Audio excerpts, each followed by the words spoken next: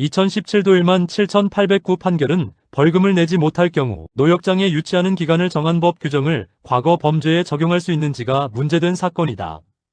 이 사건에서 피고인은 2011년부터 2013년 사이 허위 세금 계산서를 발급하고 사기 등의 범행을 저질렀고 재판에서 징역형과 함께 고액의 벌금형을 선고받았다.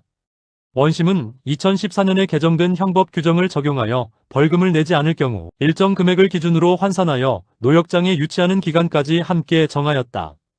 문제는 피고인의 범행 시점에는 이러한 노역장 유치 기간의 하한을 강화한 규정이 존재하지 않았다는 점이다.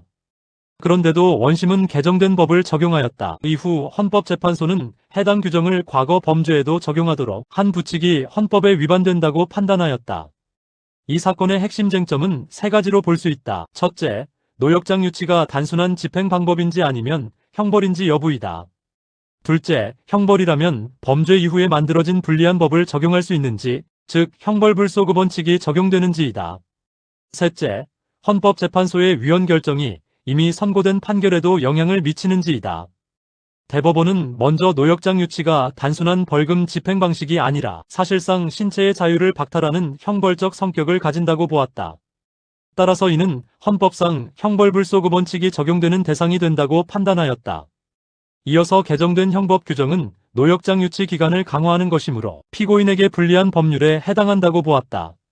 그렇기 때문에 범죄가 이루어진 당시의 법을 적용해야 하고 나중에 만들어진 불리한 법을 적용하는 것은 허용될 수 없다고 판단하였다. 또한 헌법재판소가 해당 부칙을 위헌이라고 결정한 이상 그 규정은 처음부터 효력이 없었던 것과 같은 상태가 된다. 따라서 그 조항을 근거로 노역장 유치 기간을 정한 원심 판결은 더 이상 유지될 수 없다고 보았다.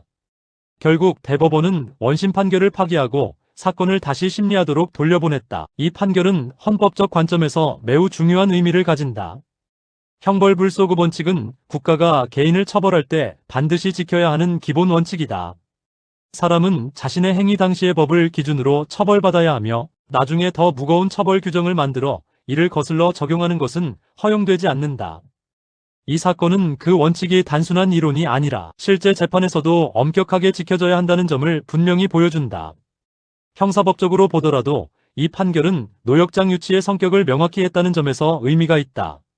겉으로는 벌금을 대신하는 집행수단처럼 보일 수 있지만 실제로는 사람의 신체 자유를 직접 제한한다는 점에서 징역형과 유사한 효과를 가진다. 따라서 이를 형벌로 보고 헌법적 통제를 적용한 것은 타당한 해석이라고 평가할 수 있다.